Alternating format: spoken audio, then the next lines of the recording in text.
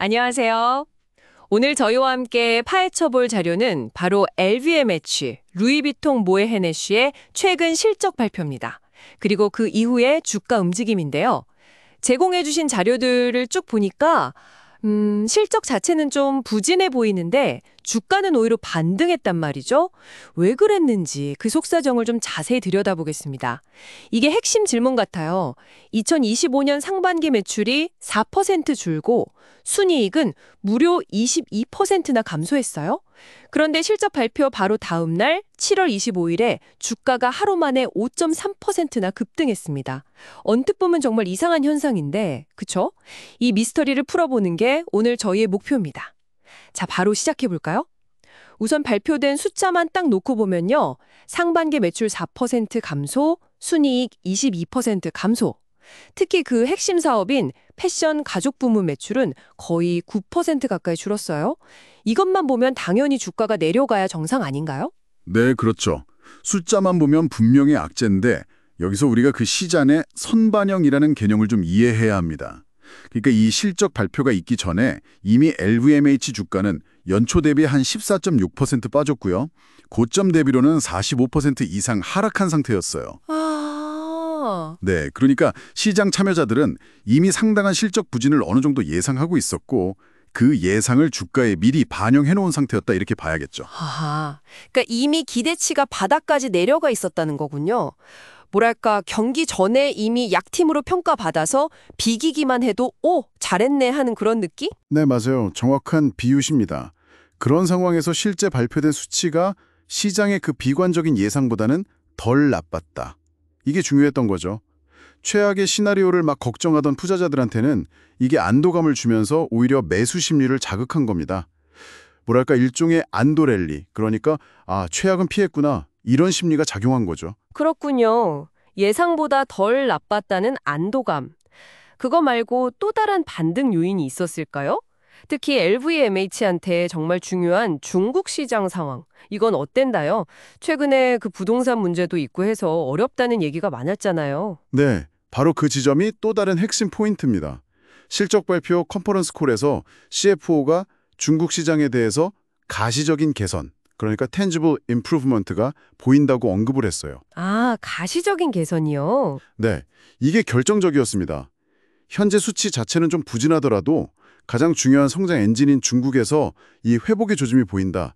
이 신호는 투자자들한테 강력한 미래 성장 기대감을 심어주기에 충분했던 거죠. 와, 그 CFO의 말 한마디가 시장 분위기를 바꿀 만큼 강력했군요.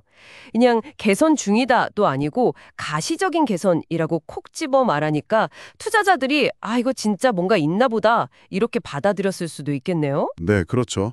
이제 진짜 바닥 짚고 나아지는 건가 하는 그런 해석을 낳은 거죠. 좀 경직됐던 소비 심리가 풀릴 수 있겠다. 이런 기대감이 주가 상승에 아주 중요한 동력이 됐습니다. 근데 듣다 보니 더 흥미로운 점이 있는 것 같아요. 매출은 줄었는데 이익률, 그러니까 마진은 예상보다 좋았다면서요. 맞습니다. 이건 어떻게 가능했던 거죠? 비용을 그냥 엄청나게 줄인 걸까요? 아니면 다른 비결이 있었나요? VMH가 원래 가지고 있는 그 강력한 가격 결정력, 그리고 또 운영 효율성을 보여주는 대목이라고 할 수 있습니다. 그러니까 이렇게 어려운 시장 환경 속에서도 수익성을 지켜내고 심지어 예상을 뛰어넘는 모습을 보여줬다는 건 그만큼 경영진의 역량이 뛰어나다는 걸 입증하는 거죠. 투자자들은 이런 어떤 구조적인 경쟁력, 이런 부분에 높은 점수를 주면서 주가 상승으로 화답한 겁니다. 역시 LVMH는 다르구나, 뭐 이런 거죠. 지역별로는 좀 온도차도 있었다고요? 다 똑같이 나빴던 건 아니고. 맞습니다. 미국하고 유럽 시장에서는 그래도 비교적 견조한 수요가 유지가 됐어요. 그래서 전체 실적 하락폭을 어느 정도는 방어해주는 역할을 했습니다. 반면에 일본이나 중국 일부 지역은 여전히 좀 부진했죠.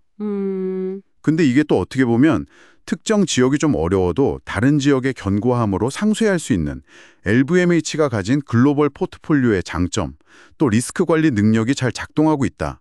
이런 증거로도 받아들여진 측면이 있습니다. 그렇군요.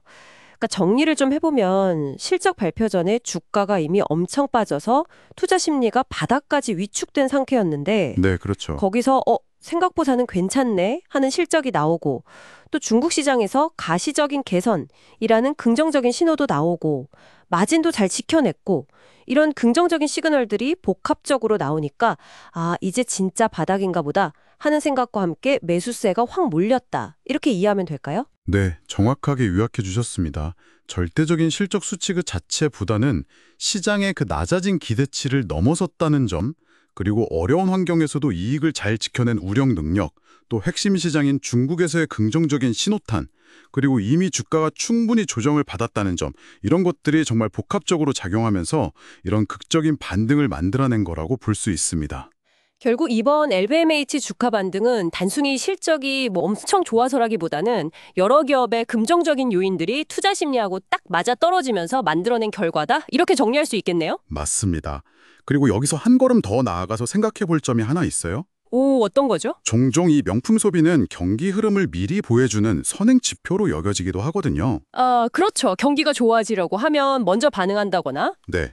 그런데 이번에 LVMH가 보여준 이런 어떤 저력, 그리고 특히 중국 시장에서의 회복 신호, 이런 것들이 앞으로 글로벌 소비 경제, 특히 고소득층의 소비 심리 변화에 대해서 혹시 어떤 힌트를 주고 있는 건 아닐까? 이런 질문을 여러분께 마지막으로 한번 남겨드리고 싶습니다. 각자 한번 곱씹어 보시는 것도 상당히 흥미로운 관전 포인트가 될 것 같습니다.